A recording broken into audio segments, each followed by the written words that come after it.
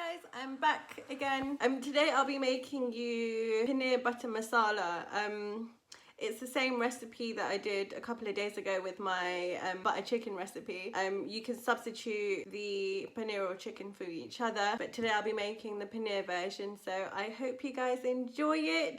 The process is a bit longer than the other, but this is my favorite way of cooking the butter masala. So guys, enjoy it and believe in the process, because this is literally like restaurant quality butter masala. So enjoy!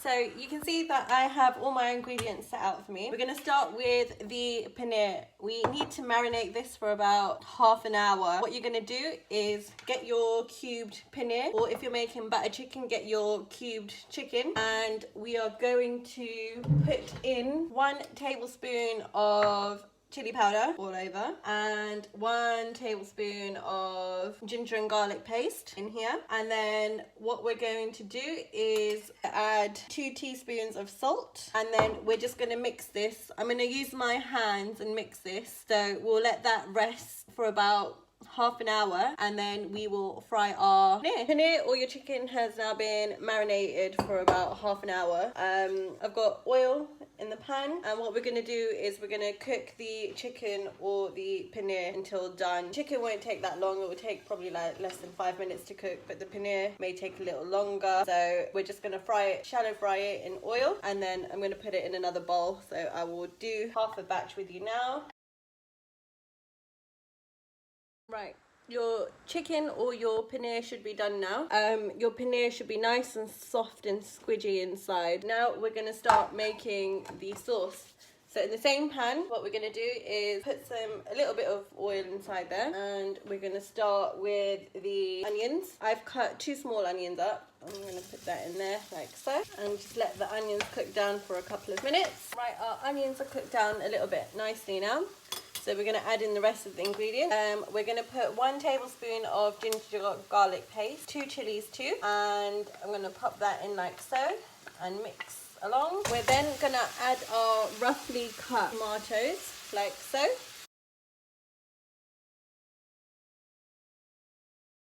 So now we're going to add in the rest of the ingredients. We're going to add 1 tablespoon of garam masala, 1 tablespoon of red chili powder, 2 tablespoons of sugar, and 1 teaspoon of the coriander and cumin seed powder, so the Jeeru, like that. And we're just going to mix that all in. It's our cashew nuts. So all of that like so. There we go. That's our sauce in the making. So let's put a little bit of water in here. I'm just putting half a cup of water, like so. Just mix that all together. Right guys, we're gonna have a look at our sauce, see how it's getting on. I'm gonna take this off. Woo. That is hot.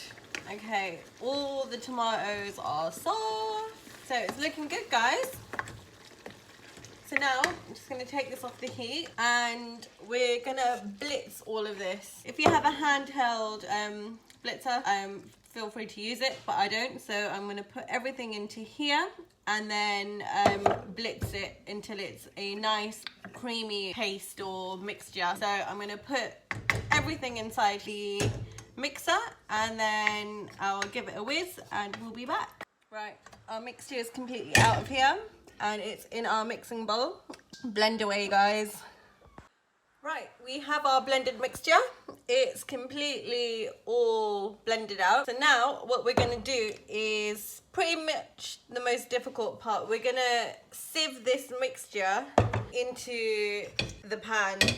The reason being because butter chicken and butter paneer is really smooth. This just gets rid of all the tomato seeds, the skin basically. So what we're gonna do is taking it off the heat. I am going to pour all of this into this sieve like so.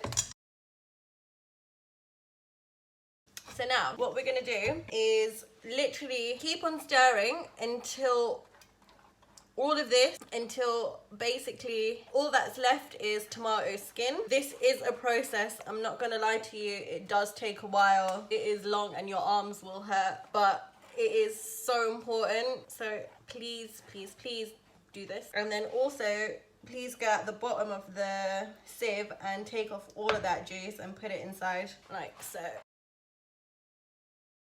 I've managed to sieve out all the sauce. As you can see, all that's left in this plate, in this sieve, is just cashew nut bits and the skin and seeds of the tomatoes. It is really gruesome, and I promise you guys, you won't be disappointed. But that's our sauce inside here. What I'm gonna do is just give that a nice little mix and then put the heat back on. There we go. Right, so that's mixing now. We add the fun parts. We add the butter. Add it in.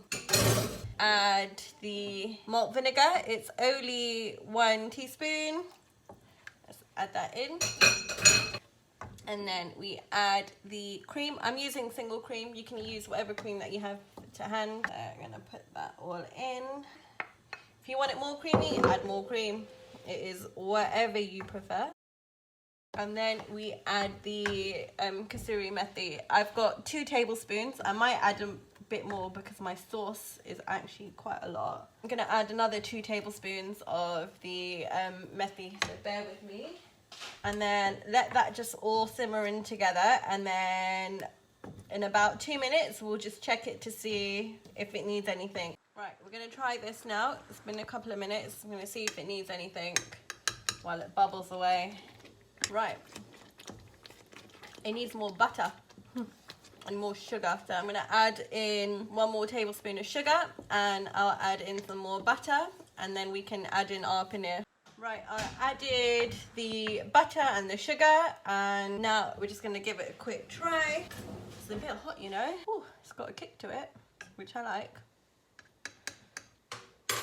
Yeah, lovely. So now we're gonna add our paneer, or your chicken, whatever you like, and just gonna warm up the paneer or the chicken inside your sauce. And then you have your butter paneer masala. And let's just mix that all together like so.